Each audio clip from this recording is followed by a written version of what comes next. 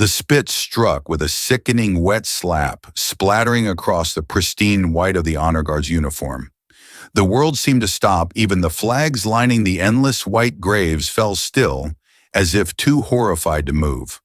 The crowd gasped in one shared breath of disbelief. A boy started to cry.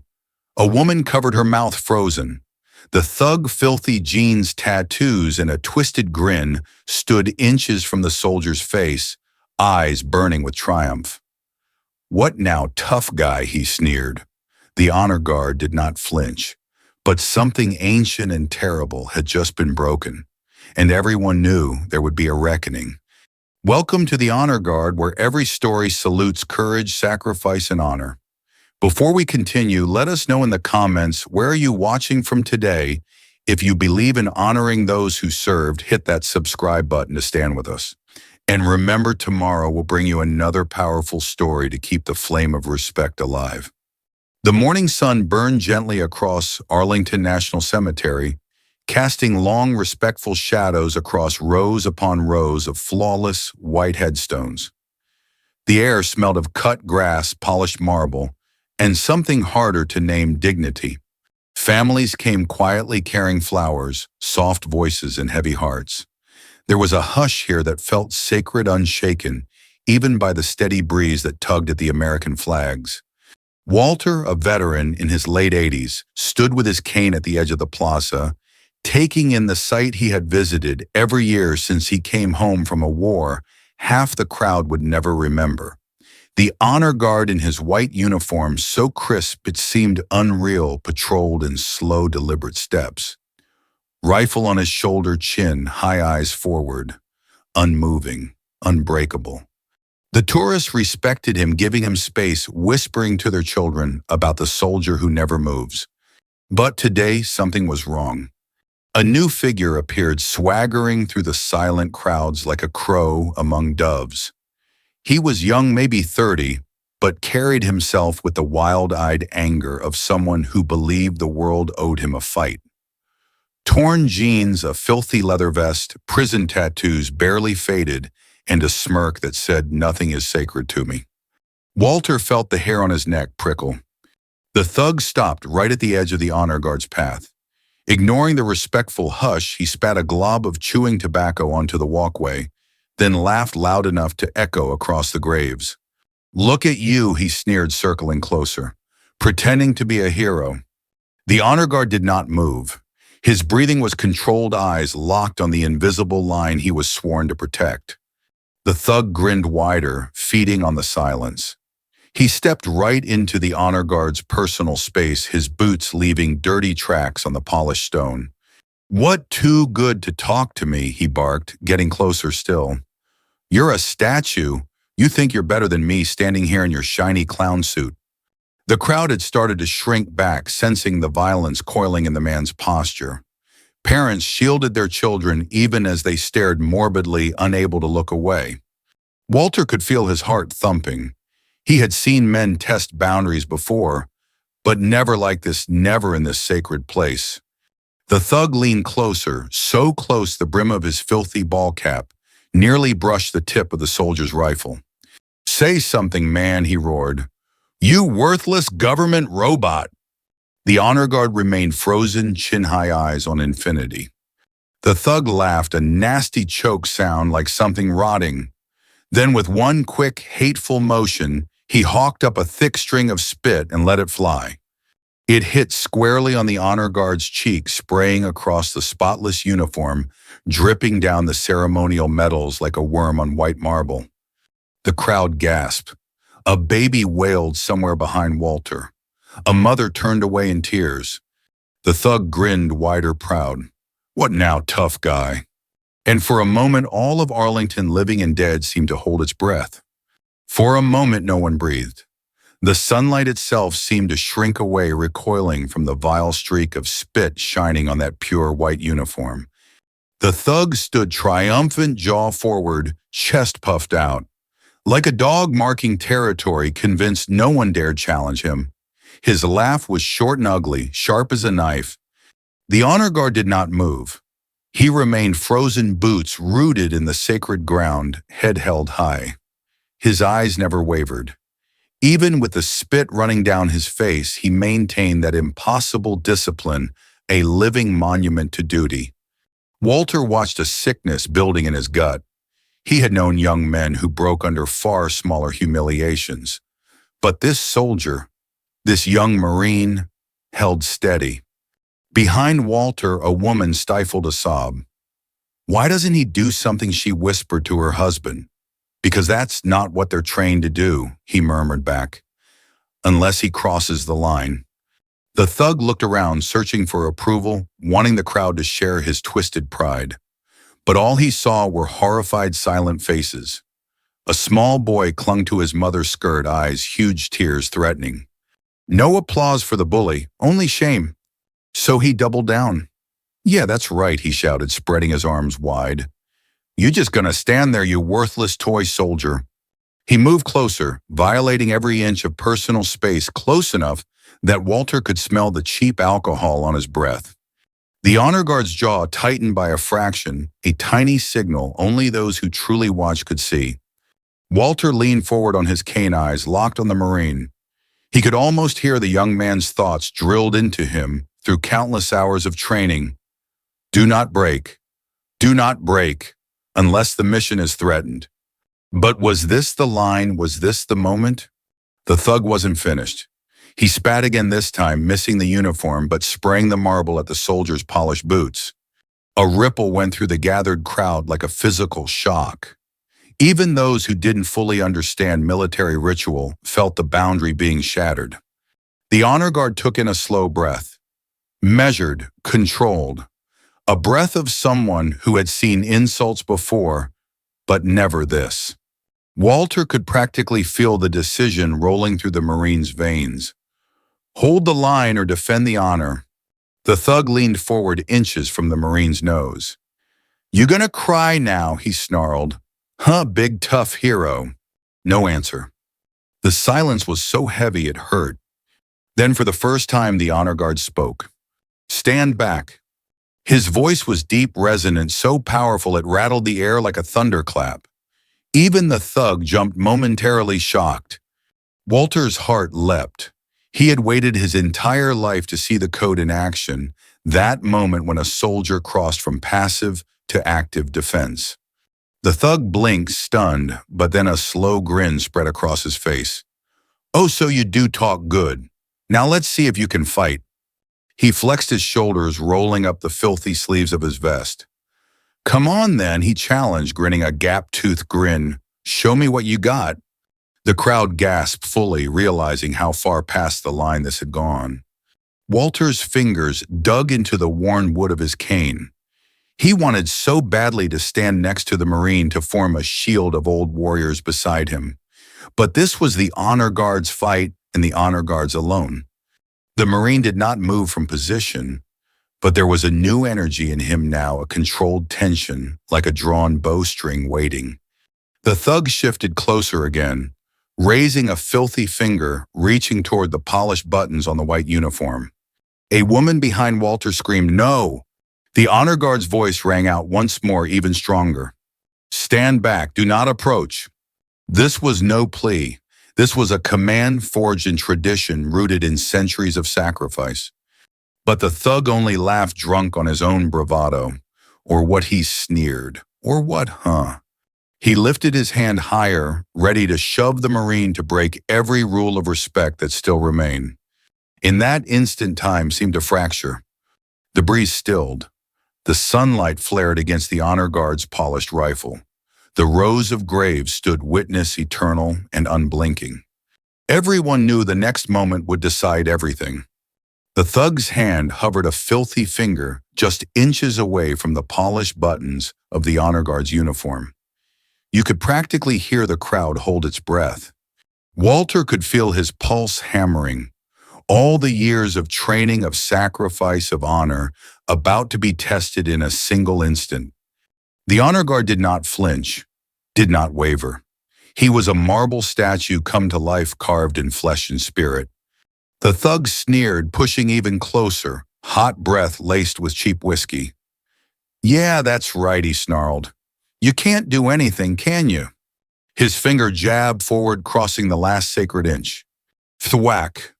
The movement was so fast some didn't even see it.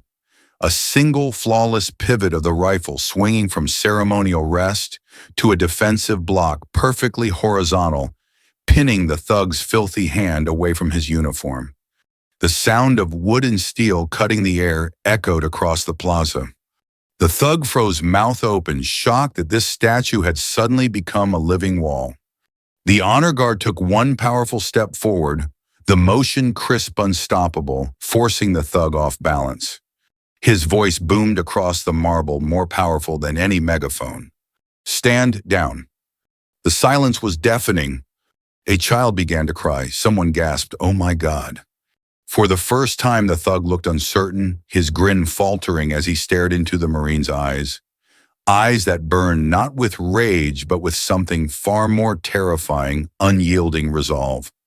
Walter nearly wept. "That's it, son. Hold the line." The thug tried to recover, puffing up his chest, though his voice cracked. "You want to play, huh? Let's see if you can handle this." He lunged forward, a clumsy, drunken shove aimed at the honor guard's shoulder. But the Marine was faster. In a blink, he pivoted again, twisting the rifle into a defensive parry. His boots shifted perfectly balanced. And then, with the fluid precision of countless hours drilled into his bones, he stepped in and brought down his elbow. The blow landed on the thug's jaw with surgical force. Crack! The sound rang through the air like a gunshot. The thug's staggered eyes, rolling mouth, hanging open, and then a spray of blood and broken teeth flew across the marble. The Marine stepped back, resetting to guard stance as if nothing had happened. Rifle upright, eyes forward, posture locked. The thug crumpled to his knees, clutching his shattered mouth. A string of spit and blood dripped onto the polished stone, mingling with the shame that no amount of arrogance could ever wash away. For a moment, no one moved. Then the crowd erupted, not in cheers, but in a stunned, powerful silence. The kind of silence that felt holy. Walter gripped his cane, his eyes brimming. "That's for every brother you stood for, kid." Security rushed in at last, grabbing the thug's arms before he could rise. The man tried to spit another insult, but only a gurgle of pain and blood came out. His pride and a few of his teeth lay scattered across the walkway. The Marine did not even look at him. He simply turned, pivoted, and resumed his solemn post. Step, turn, step, turn, like the whole world had never even touched him. The parents in the crowd pulled their children close, whispering hushed explanations about bravery and dignity. One boy no older than 10 stared in awe and whispered, "Daddy, he's like a superhero." The father nodded, voice rough. "No, son, he's better. He's a soldier." Walter felt something settle in his chest, a kind of peace he hadn't felt in decades.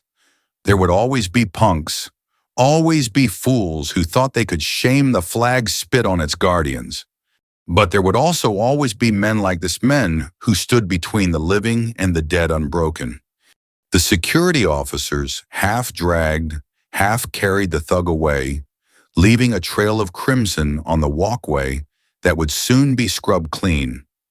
But that stain in memory, the shame, the moment he had lost all power, would never wash away. Walter closed his eyes.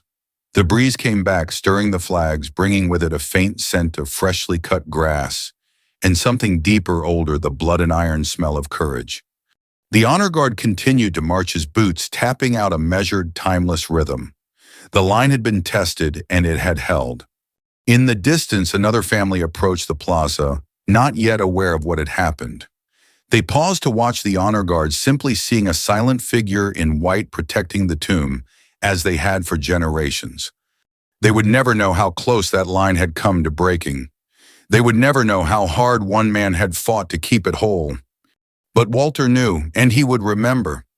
As the thug was dragged away by security, his broken teeth rattling against the stone walkway, the weight of what had just happened settled over the entire plaza. The tension that had built like a storm was finally breaking, replaced by something far more profound: respect. The honor guard remained where he was, one boot precisely in front of the other, chin high, shoulders square. The blood from the thug's mouth had spattered across the marble, but not a drop touched the guard's uniform, now spotless once more. It was as though the filth had been cast out of this sacred place, leaving behind only the gleaming dignity of the soldier standing watch. For a long moment no one spoke. Then a murmur began to rise, low and reverent, like a church prayer spreading among the living. "Did you see that he didn't even flinch? He's still going." The parents who had shielded their children now turned to them, speaking in hushed, almost trembling voices. That one father told his son is what courage looks like. Walter stood rooted to the marble tears tracking down his weathered cheeks. He couldn't look away. The memories from long ago returned, brothers in arms, refusing to fall, refusing to yield, holding a line with nothing but sheer will. He tapped the end of his cane against the ground, a silent salute to the young Marine. The crowd's respect grew. You could feel it a shift, as if the entire weight of a nation's gratitude landed on that one young man's shoulders. But he bore it without complaint, without ego. A woman stepped closer to the honor guard's path, dabbing her eyes with a tissue. "God bless him," she whispered. Her teenage daughter stood next to her face, pale voice small. "Mom, was he scared?" Her mother paused, shaking her head with wonder. "No, honey, he was brave." Meanwhile, the security team led the defeated thug out of the cemetery gates. He struggled to curse through his shattered teeth, but no one listened. Even the guards refused to respond, treating him like the irrelevant stain he had become. Beyond the cordon, a police cruiser waited. Its red and blue lights spun lazily, a reminder that even here, rules could not be ignored. The officers pushed the conjo into the back seat, shutting the door with finality. Inside the plaza, the honor guard made a crisp pivot, resuming his ceremonial march. Step, turn, pause, turn. Like clockwork, a rhythm older than any insult, any spit, any small-minded hate. People couldn't look away. His measured steps hypnotized them, as though each heel strike on the stone was a heartbeat that belonged to every fallen soldier. Walter closed his eyes, letting the sound wash over him. Boots on marble, he thought, like the echo of centuries. A teenage boy nearby, phone still raised, spoke to his live stream audience in awe. "Bro, he just took that guy down with one elbow and then kept going like nothing even happened." Thousands watched through tiny screens, many for the first time, seeing what an honor guard truly stood for.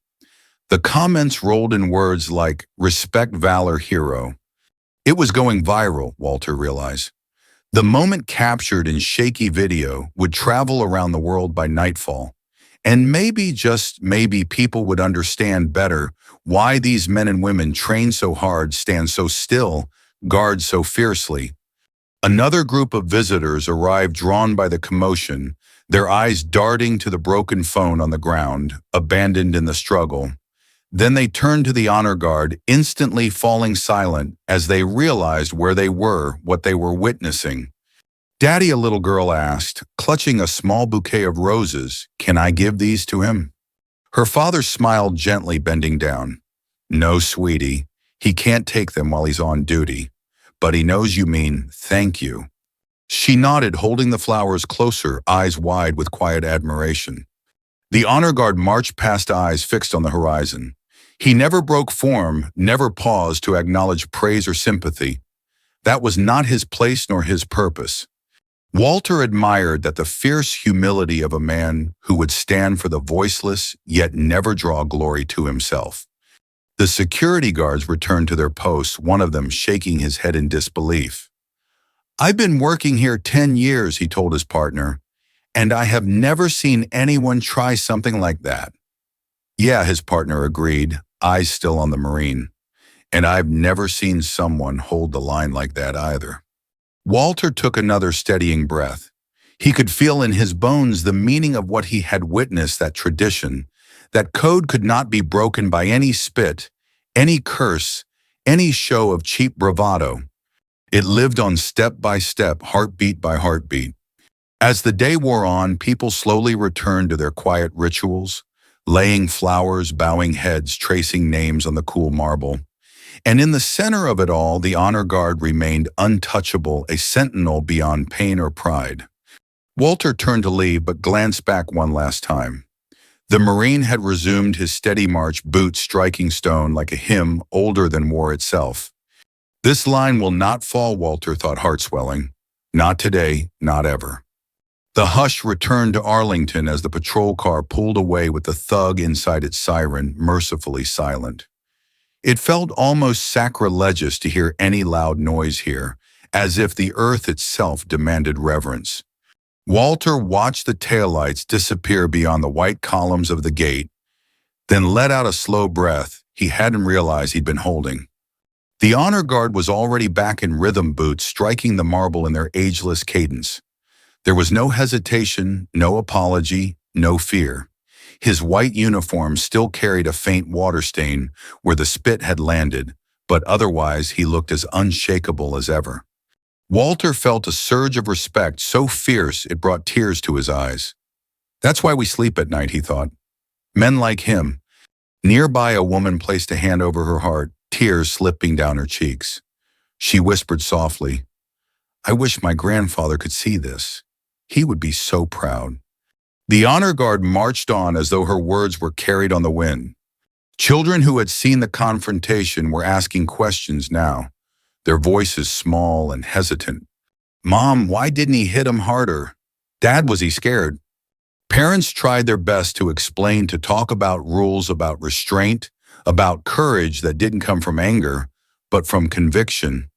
Walter stepped a little closer to the ceremonial cordon, wanting to memorize the way the soldier moved.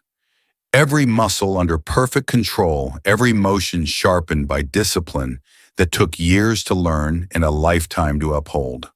A young father leaned over to his son and spoke with a reverence that made Walter's heart clench. "Look, buddy, that's what it means to protect something sacred." The boy nodded wide-eyed. Further down the plaza, a fresh group of visitors arrived. They saw the honor guard's spotless white rifle gleaming shoulder square and paused. Someone tried to ask what had happened, but no one quite found the words. They didn't need to. The Marine's presence spoke louder than any retelling ever could. Walter saw the stain of spit still faint on the marble. A cemetery worker appeared quietly scrubbing at it with soap and water, but even that act felt respectful, as if erasing the shame, restoring the dignity of the place. No one blamed the honor guard for defending himself. If anything, the crowd admired him more. He had waited, controlled, issued clear warnings, and only when every rule had been crossed had he struck clean and precise. It was a lesson for every witness, young and old. There is a time for peace, and there is a time to stand. The Marine had known exactly where that line lived. Walter found himself murmuring a prayer under his breath, not for the thug, but for the soldier, for all soldiers who must carry these burdens. Lord, keep them strong, keep them steady. The honor guard turned again, boots echoing chin high. Walter could almost see ghosts at his back, the ghosts of those who had gone before him, standing in silent approval. One of the kids watching started to clap, but his mother hushed him gently. "No, sweetie," she said. "This is sacred." And that word sacred seemed to hang in the air, heavier than any monument, older than any war. As the afternoon sun lowered, the shadows grew longer across the rows of graves. The air took on a solemn calm, as if the land itself had decided to forgive the brief moment of ugliness, returning to its rightful peace. Walter let his eyes sweep the horizon from the white rows of headstones to the American flag fluttering strong against a blue sky. No one could spit on that. No one could destroy that. Not while men like this honor guard stood watch. He turned to leave, moving carefully with his cane, but paused once more to look back. The young Marine had pivoted again, that same perfect step, that same eternal rhythm. Walter knew that rhythm would go on long after he was gone, long after they all were gone. That was the promise, wasn't it? That some things, respect, duty, honor, simply did not die. The day wore on, the sun slowly slipping toward the horizon, turning the white rows of headstones into columns of gold. The wind picked up, stirring the flags once more. The colors seemed somehow more vivid after the storm that had passed through, as if the cemetery itself had exhaled steady and strong. Walter moved to a nearby bench, resting his old legs but refusing to leave completely. He needed to see it through, needed to watch the honor guard hold the line until the end of his shift. He sat among strangers who felt like family now. They had all seen something together, something unforgettable, the breaking of a fool's pride and the standing tall of a nation's symbol. A young woman with tears still drying on her cheeks spoke softly to Walter. "Do you think he's okay?" Walter nodded, voice rough. "He's trained for worse than that, and trained to stand right back up no matter what." The young woman smiled faintly, like someone who wanted to believe in heroes again. Beyond them, the honor guard continued his flawless ritual. There was no trace of pride on his face, no victory grin, no moment of boasting. Only a renewed commitment in every step, a refusal to let the memory of those he guarded be tarnished. A man behind Walter said to no one in particular, "I've never felt so proud of a stranger in my life." Someone else agreed. He stood for all of them, every single one of them. They meant the fallen, the names carved in stone, the brothers, fathers, sisters, and daughters who never came home. The honor guard's boots clicked, then turned, then clicked again. Walter found the rhythm soothing, almost like a lullaby for the dead. One child finally spoke, her voice as fragile as birdsong. "Mommy, why did that man spit on the soldier?" Her mother sighed, searching for words. "Because sometimes people don't understand respect, sweetheart. Sometimes they don't understand what should never be touched." The little girl looked down, thinking hard, then looked back up at the Marine with something like awe. "He was so brave," she said softly. Her mother nodded, squeezing her hand. Yes, he was. The security staff had returned to calm, posted in their usual positions, but even they stole glances at the Marine every now and then, as if checking no, as if reassuring themselves that he was still there, still steady, still unbroken. Walter realized in that instant that the true power of the honor guard wasn't in the weapon he carried or the muscles in his arms. It was in the promise. A promise that said to the living, "No one will dishonor our dead." A promise that said to the fallen, "Your sacrifice is safe. We remember." And in that promise, the honor guard had found a power stronger than any spit, any curse, any broken fool who thought he could trample on what this ground meant. As the flag lowered slowly towards sunset, buglers began to play the first notes of taps. That haunting melody rolled over the hills, through the white rose, through the hearts of every man, woman, and child present. Walter bowed his head, tears slipping freely now. That song never lost its power, never. The honor guard came to attention, standing tall as the last note faded into silence. That silence, so perfect, so absolute, felt like the final answer to the day's ugliness. Nothing would change this place. Walter rose, his cane steady beneath him, and gave the young Marine one last look. He'll keep them safe, he thought. As long as he's breathing, he'll keep them safe. Then he turned slow and respectful to walk back toward the cemetery gates. He left behind a sacred place, renewed stronger for what it had endured. Walter paused at the gates, looking back one final time. The cemetery seemed to glow in the last rays of the setting sun, every headstone shining like a silent promise. The honor guard was still there, boots measured, eyes fixed on eternity. Step, turn, step, turn. The ritual was unbroken, a human thread binding the living to the fallen. Walter swallowed hard, feeling a pride that nearly choked him. It was as if the world had tried to spit on everything he'd ever fought for, and in return, this one Marine had reminded everyone what America still stood for. Nearby, a grandfather knelt with his grandson, pointing toward the honor guard. "You see that kid? That's what real men do." The boy nodded, too wide-eyed to speak. A mother with a folded flag in her hands, perhaps carrying it from a recent funeral, stepped closer to the line. She bowed her head toward the Marine, tears running down her face, as if silently thanking him for protecting the memory of the one she had lost. The honor guard gave no sign he saw her. He could not, but in the crisp snap of his next pivot, she knew he had heard. In that moment, Walter felt the years melt away, and he stood straighter than he had in decades. His cane no longer felt like a burden, but a badge of every mile he'd marched for something greater than himself. He whispered to no one in particular, "It still means something. It will always mean something." Beyond the gate, tourists were still buzzing about what had happened. Video clips were already shooting across social media news anchors, preparing to spin their stories. But Walter knew none of them would truly understand what this place meant until they stood here in person, until they heard the silence, until they felt the weight of so many lives given so others could live. The honor guard had preserved that weight today, preserved it with stillness, with warning, and when every other option failed, with a single perfect act of defense. The sun slipped behind the horizon, leaving the plaza cloaked in gentle twilight. The first stars appeared pinpricks of hope against the darkening blue. Walter liked to think those stars were the fallen keeping watch from above, watching the young Marine who now kept watch for them.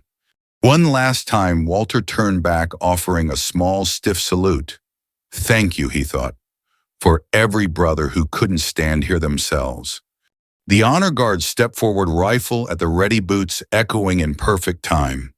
Nothing about his posture showed fatigue or anger or pride, only purpose. As Walter moved down the hill, he heard a small voice behind him, a child asking her dad, "Daddy, will he always be there?" The father paused, smiled, and answered with a quiet strength that rang truer than any news headline ever could. "Yes, sweetheart. Someone will always be there." Walter felt a tear slip down his cheek. As long as there are men like him, he thought this line will never fall. And that more than any medal or monument was the legacy. That honor cannot be broken by a single act of spit. That courage is not a show, but a steady heartbeat. That respect is earned, defended, and carried forward generation after generation, no matter how many times the world tries to tear it down. As the night settled over the white marble stones, the honor guard continued his march, every step echoing for those who could no longer walk. He stood for them. He stood for all of us. And in that perfect, unwavering posture, he showed the world a truth no insult could ever deny. Honor is eternal.